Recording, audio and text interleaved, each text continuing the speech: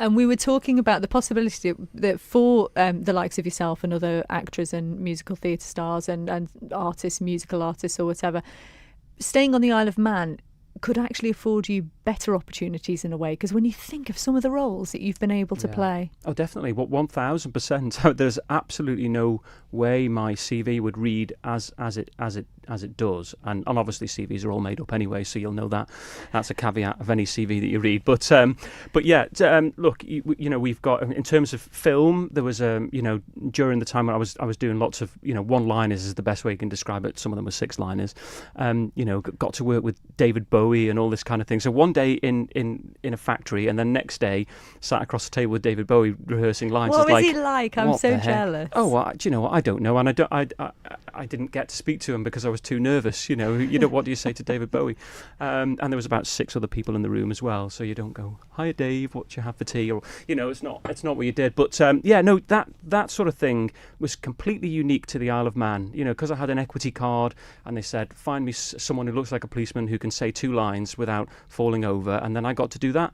Where could you do that in the world? Nowhere. And then the Isle of Man has been able to carve out this very unique niche for itself in terms of its rights to produce musicals. So nowhere in the world could you put on Phantom with amateur rights. Nowhere in the world could you do that with Les Mis or Miss Saigon. I've played leads in all those 3, and I don't think there's any actors that have done all those leads before, and that's nothing to do with my talent. That's to do with where I live.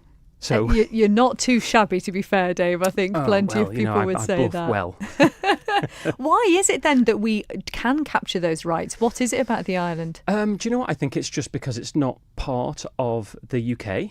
And it's not part of the EU. So, I believe that the likes of New Zealand have those exact same rights. So the thinking is that you're not taking seats away from the West End and Broadway. You're not a threat to them. But of course, you pay quite a lot of money to the writers of these musicals. So there's a nice halfway house between the two. And the acid test was, when we first started to get these rights, when they put on Les Mis and that sort of opened the floodgates, that we did it well. We didn't do it a disservice. We are fairly well off on the island in terms of our budget for production, but we have this amazing theatre as well. So it's not a bingo hall. You're not putting Les Mis on in your local cinema. It's in the one of the best theatres in the world, and all of that adds to someone making a decision to go, okay, Isle of Man, fair enough, let them have it. And you say one of the best theatres in the world. We were just chatting before. I'd completely forgotten about the fact it not too long ago almost wasn't a theatre anymore. Yeah. I mean, look, it costs money to run a theatre like that, and there's always politicians who are looking for low-hanging fruit to cull theatres. And I'm not sure if you're talking about in the 80s when it was sort of when it was rejuvenated by Mervyn Stokes, or whether a couple of years ago it was attempted to be sold off.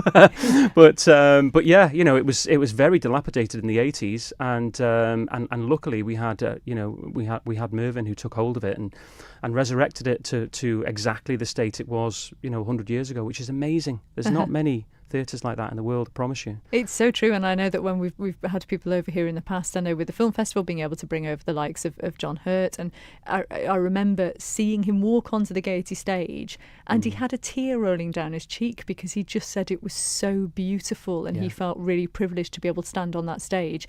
And people of the Isle of Man in amateur societies and from all different walks of life get to do that on a regular basis. We are so fortunate. Yeah, you don't realise how lucky you are. And I used to love it walking into the theatre with professionals. So you maybe pick them up from the airport or go for a drink with them, what have you. It's the first time on the island. They're looking round, thinking, "Whoa, where are we?" sort of thing, expecting it to be a scene from Deliverance or something. And then you walk into the theatre, and you purposely don't tell them what it's like. Some of them done research, but yeah, they're gobsmacked because you have to be.